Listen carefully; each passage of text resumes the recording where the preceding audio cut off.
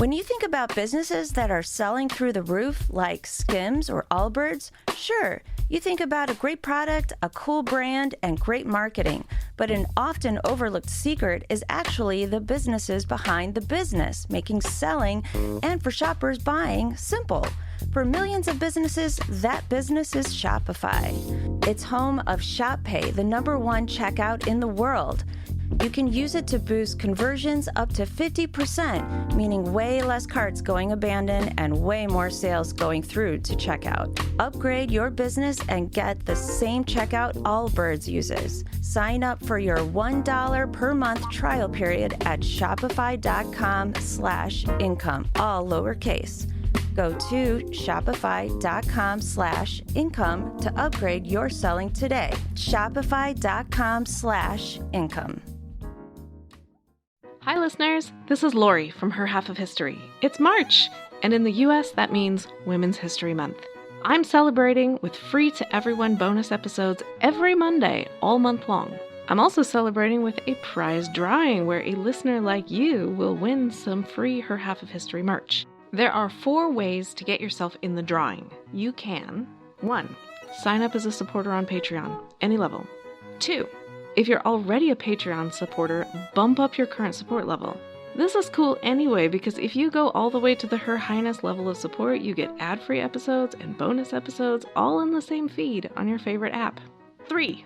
Make a one-time donation. Links to do any of those first 3 options are available on the website, herhalfofhistory.com, and also in the show notes of this episode. The 4th way to get in the drawing is give me a rating or review in your favorite podcast app. This last option doesn't send me any way to contact you, so to get in the drawing, you'll also have to email me a screenshot of it at herhalfofhistory@gmail.com. No matter which option you choose, you'll have my undying gratitude for your support. It really does make a difference as I tell the stories of women in history. Welcome to Her Half of History. My name is Lori. Before we get started today, a shout out to my favorite listener, Teresa. If you would like to be my favorite listener too, it's real easy. There's a donate button on the website. Thank you, Teresa. Our brand new series is A Slave, But Now I'm Free. Most of the series will be biographical spotlights on women who escaped slavery, but I find that many people, myself included, have a mental image of slavery that is entirely based on the American antebellum South. Slavery is much older than that and hasn't always looked like that. So today we're going to do more of an overview of the institution itself. This is episode 4.1, Slavery, an Enduring Institution. In 1842, the British government asked the Sultan in Morocco what steps, if any, he had taken to abolish slavery in his country. The Sultan was astonished and replied that the traffic in slaves is a matter on which all sects and nations have agreed from the time of the sons of Adam up to this day. He was not aware of its being prohibited by the laws of any sect, and no one need ask this question, the same being manifest to both high and low, and requires no more demonstration than the light of day. The saddest part about this reply is that the Sultan was so close to being correct. Historians haven't got much to say on the subject of Adam, but certainly the traffic in slaves had existed from the time of ancient Sumeria. And it existed in every great civilization, from Egypt, Greece, Rome, Mesoamerica, India, China, Korea, I could go on. Every single one of them practiced slavery in one form or another. The world's great religions all at least tolerated and from time to time even encouraged slavery, from Islam to Judaism to Christianity to Buddhism. The earliest slaves in all these societies were prisoners of war, and in an utterly depressing way, that has been interpreted as a sign of human progress. Back when one person could only produce enough to feed himself or herself, there was no point in taking captives at all. You just slaughtered them. So slavery can be considered a step up in that it happens only when your defeated enemy is more useful to you alive than dead. And you probably didn't suffer many moral qualms over it because everyone knew that had the fortunes of war gone otherwise, you'd be the slave rather than the master. Victory was the proof of your superiority and your right to rule. War continued to be a major source of slaves for millennia. A secondary source of slaves was poverty. If you owed money which you could not pay, or if you could not feed yourself, then you could sell yourself into slavery. Or, more commonly, you'd sell your child or your spouse into slavery. Now, from our modern standpoint, it's hard to imagine anything more morally repellent than selling your child into slavery. But let's remember that there is no social safety net. Starving on the streets is a very real possibility, and a master would, at least theoretically, provide your child with food and shelter. Convicted criminals were also often sold as slaves, and this has been a handy one for governments, because if they had a labor shortage, they could always accuse someone of something, manipulate the court system, and there you go, another slave. Stalin, who had anywhere from 5 to 8 million men in the Soviet forced labor camps, has been accused of using this tactic. Once slavery is well established as a social necessity, then societies can begin out-and-out slave raiding, which is quite different from simply taking prisoners in a war that happened on other justifications. Slave raiding was a way of life for many, from Mediterranean pirates to Native Americans in the American Southwest. And the final method of becoming a slave is simply by being born. Not every society has had the same procedure on this, but often as slavery gets established and takes root, any child born to a slave mother is also a slave. This is despicable on so many grounds, but since this is a women's history podcast, I will just point out that pretty much every society has fully expected and accepted that male owners would sexually exploit their female slaves. This is not just lust, sadism, and power dominance, though it is all of that. It is also a sound business decision, because any children these women bear become part of your total net worth. Now, slavery is far from being the only form of servitude. There's also indentured servitude, debt peonage, serfdom, etc. You can even argue that in some extremely dictatorial states, everyone is a slave to the state. That argument has been made for many societies from ancient Sumer to modern North Korea. The definitions here are wishy-washy, and it's all too easy to slip just slightly from one to another of these various unfortunate conditions.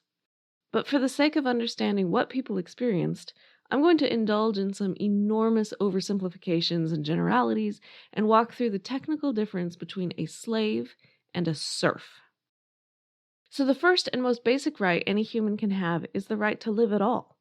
What I mean is it acceptable for someone else to just kill you?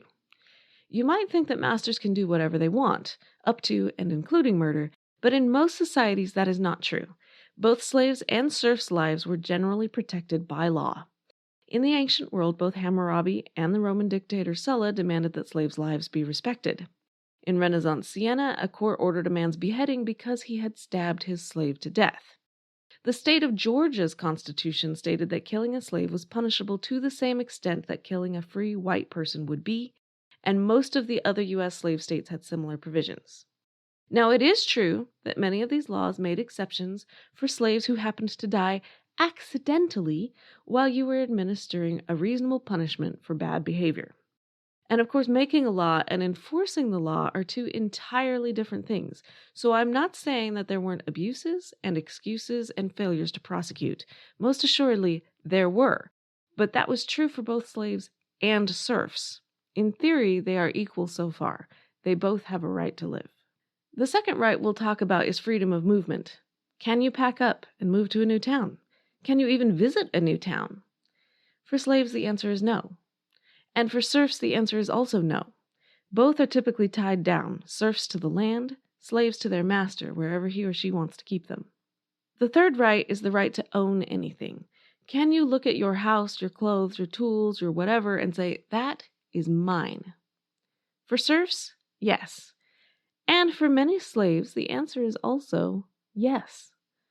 Regardless of what the legal code said, we have many, many instances of slaves owning property. They typically owned their clothes, sometimes their tools, and sometimes they were allowed to own some of their own labor and work for hire on the side. Some of the money would be theirs to keep, and that is important because often slaves are allowed to buy their own freedom, which is hardly possible if a slave couldn't own money in the first place. In some places, slaves could even own other slaves. In Roman times, one paymaster slave in Gaul had 16 slaves of his own, 3 secretaries, a physician, 2 cooks, a footman, 2 chamberlains, a valet, a business agent, and a woman. A slave husband might also own his wife and children, And while the feminist might revolt at such an idea, it actually served a purpose. If the husband managed to free himself, he could free his family too. But if he didn't own them, their freedom would have to be negotiated and purchased one by one. So here again, slaves and serfs found themselves on roughly equal ground, with some basic rights, which admittedly were liable to be violated at any moment. Where the slaves and serfs differ is in the last right I'm going to discuss, and that's the right to family. Serfs were tied to the land. The land might change hands, but the serfs remained, meaning that their family relationships could remain intact. A slave had no such right. They often married, often bore children, but there was never a single day in which it was not possible that they would be sold away from their families. Harriet Tubman, who lost many of her older siblings in exactly this way, said that for many years she never closed her eyes, that she did not imagine she saw the horsemen coming and heard the screams of women and children as they were dragged away. This was not an isolated case. Children were sold without their parents nearly everywhere that slavery has existed. Indeed, some societies preferred it that way. Children were more docile and learned new languages easier. Wives were sold away from husbands and husbands away from wives as the finances and whims of the master shifted. In this respect, the lives of serfs were infinitely better than that of slaves, despite many other similarities. Having said that, I will admit again that all of this is a sweeping generalization of both slavery and serfdom. As we go through this series, I will point out some of the exceptions to these definitions. One exception I've already talked about on the show is serfdom in Russia. By the time of Catherine the Great, episode 2.5, give it a listen, the position of serfs had degenerated. Though the word serf was still used, they were regularly bought and sold at auction, and there is no difference that I can see between them and an outright slave. The world moves fast. Your workday, even faster. Pitching products, drafting reports, analyzing data. Microsoft 365 Copilot is your AI assistant for work. Built into Word, Excel, PowerPoint, and other Microsoft 365 apps you use. Helping you quickly write, analyze, create, and summarize. So you can cut through clutter and clear a path to your best work. Learn more at Microsoft.com/M365 Copilot. Planning a wedding shouldn't feel overwhelming. The Knot brings everything together in one place. Vendors who get your vibe, a custom planning checklist, guest list tools, and a free wedding website that syncs with it all. So instead of juggling a dozen apps and spreadsheets, you can actually enjoy getting married. Get started at theknot.com/audio. The Knot. Let's plan your wedding together. Moving on, let's talk about how slaves fought back, because you can rest assured that they did, in ways both large and small. The most common way to fight back was also the most passive. Masters around the world, no matter the time period, complained about how lazy their slaves were, how nothing but the lash or other punishment could spur them into productivity. It rarely seems to occur to them that this is not laziness, it's intelligent self-interest. Why should the slaves work hard for no benefit? Of course they take every possible opportunity to relax a little. Yes, it is only fear of punishment that keeps them laboring for you at all. That is the nature of slavery. It's baked in. Another common technique was to feign stupidity. Oh, you mean those were the weeds and these that I just pulled up were the crop? Oh, I'm so sorry, master. I guess I just got mixed up. Again. Masters who said slaves were too stupid to survive on their own rarely seemed to understand that the stupidity was a tactic, not a genetic condition. Another method of resistance was to break the tools. Oh, look at that! The handle just fell off that shovel. I guess we'll just have to relax here until you can get someone to fix it. From a master's point of view, this was one reason to let slaves own their own tools. Somehow they just seemed to break less that way. Then there was running away. The feasibility of this depended on the time and place. Harriet Tubman lived in a border state, and many fugitives from her area made it across into free states. If you were sold south, your chances decreased dramatically. You had much farther to travel while you were being hunted. In the American South, the fact that slavery was racial meant that slaves could often be identified merely by looks. It also meant that any genuinely free black was constantly under suspicion. And it also meant that some very pale-skinned slaves were able to pass as white and therefore free from suspicion. In pretty much every other society, the racial divide was not as absolute, and masters found other means of making it clear who was a slave and who was free. Brands were very common. In the early years of Spanish rule in Mesoamerica, they had two standard brands for Indian slaves: a stylized G for esclavos de guerra, or war slaves, meaning that they had been taken as prisoners after having the temerity to fight back, and a stylized R for esclavos de rescate, or ransomed slaves, meaning that they had been enslaved by other Indians and purchased in the markets, as had been done since long before the Spanish arrived. Both brands were generally applied to the cheek or forehead, so it was impossible to hide. This meant that even if you managed to run, everyone, everywhere, would know who you were, up to and including the professional hunters of fugitive slaves. If you didn't use brands, another option was an irremovable collar. For example, one Roman metal collar said, "I am the slave of my master Scholasticus, a gentleman of importance. Hold me, lest I flee from home."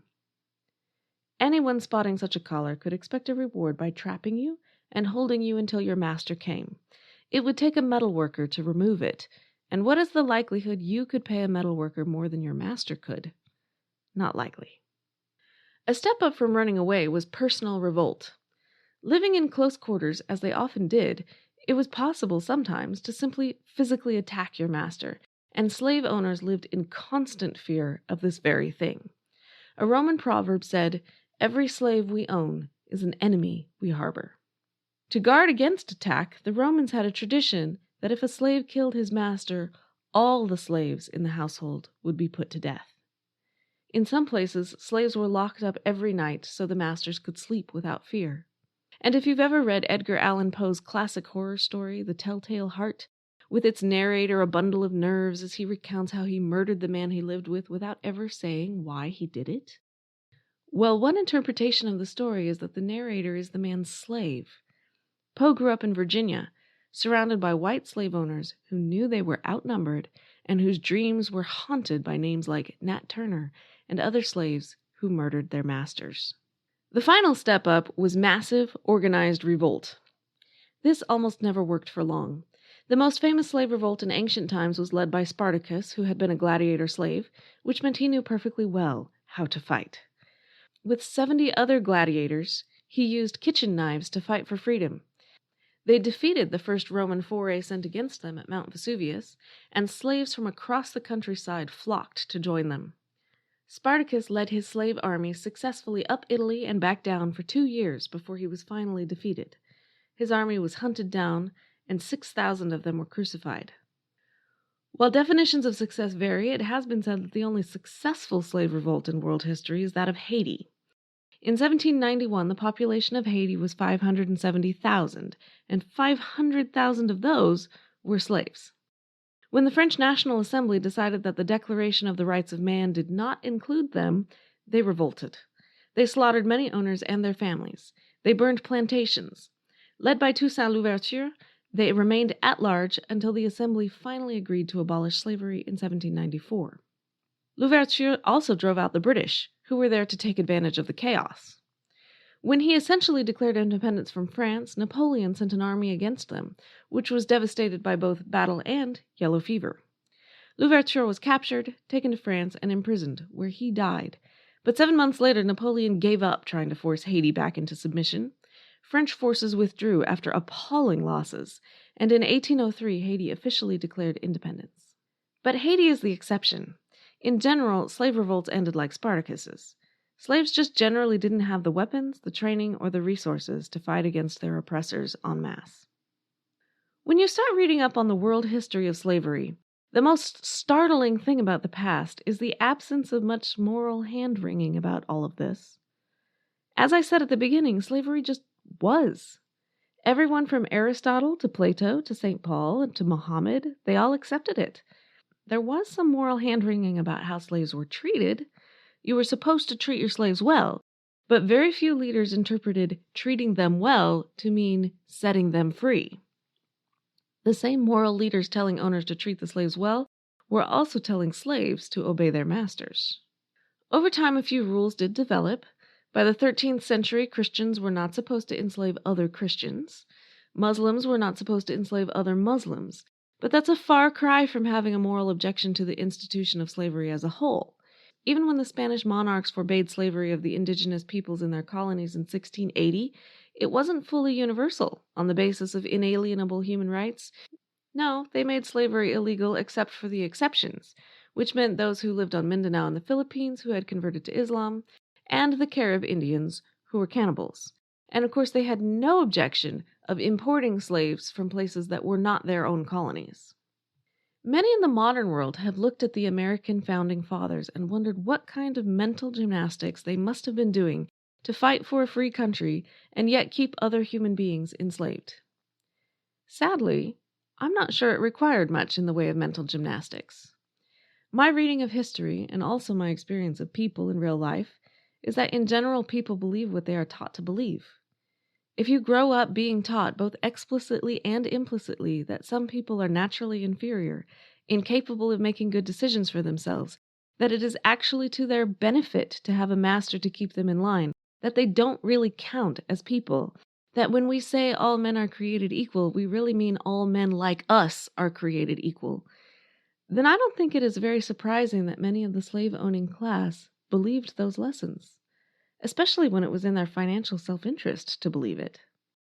That doesn't make it right, and it doesn't minimize the very real suffering they caused to generations of slaves and their descendants. But I do think it explains how it happened, and also how it could happen again, which is even more sobering. African American slavery still looms large in American conversation and culture. When I first started researching this series, I could think of lots of women to spotlight: Harriet Tubman, Harriet Jacobs, Phyllis Wheatley, Sojourner Truth, etc. But all of them were African Americans. And what I really like about history is comparing different times and places and seeing how they dealt with similar issues. Initially, I assumed that the reason I could only think of American slaves was because I am American and I went to school here. But it turns out that there just is more to know about African American slavery. For one thing, these slaves are relatively recent in world history, but more importantly, after the Emancipation Proclamation, they moved into a society that was highly literate and interested. Slave narratives became very trendy in 19th century America. By the 1930s, most former slaves had died, but the federal government funded writers to go around the country collecting the stories of thousands of former slaves. As far as I can tell, this has never happened before in the whole history of slavery. There is no equivalent body of slave narrative literature anywhere. Romans held slaves for 1,000 years, yet we have not a single slave autobiography from Rome. Even Spartacus, we only know about from the point of view of the Romans who defeated him, and that's entirely typical. Throughout world history, the masters left the records, not the slaves, and most masters simply didn't care enough to write down much about their slaves. After some digging, I have unearthed a handful of other slave women that we can talk about. We'll visit Greece, the Ottoman Empire, Spain, and Brazil before we end up in the USA for the larger share of the series. Now, some of you might be saying, but Lori, what about Asia and Africa and a whole host of smaller places? I know. Even among the places I collected, the stories are much sketchier than those of the African American slaves. Historians are working off court records and other fragments of information because that's all we've got. And not only do the records have to exist, they have to be translated into a language I can read and available in a form I can access. So if anyone wants to point out who I should have included from these other parts of the world, please do. I'd love to be more representative. One final thought for today. This series is called A Slave, But Now I'm Free. I'm only covering women who managed to escape. That's partly for practical reasons, to cut the list down to a manageable number.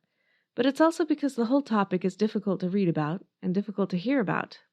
The sheer volume of human cruelty that has existed in the world is crushing. The women I'm going to spotlight are the survivors. They are the winners. Ultimately, their stories are triumphant. But it's worth remembering that they are also the outliers. Most women who lived in slavery also died in slavery.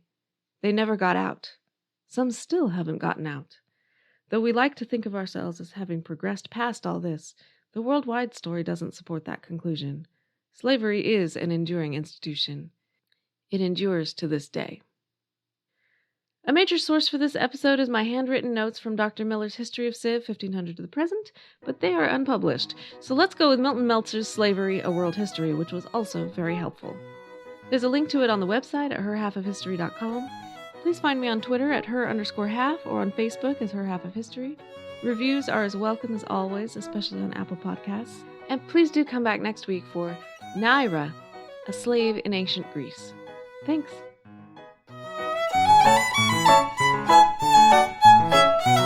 I'm Ken Harbaugh, host of Burn the Boats from Evergreen Podcasts. I interview political leaders and influencers, folks like award-winning journalist Soledad O'Brien and conservative columnist Bill Kristol, about the choices they confront when failure is not an option. I won't agree with everyone I talk to, but I respect anyone who believes in something enough to risk everything for it. Because history belongs to those willing to burn the boats. Episodes are out every other week wherever you get your podcasts.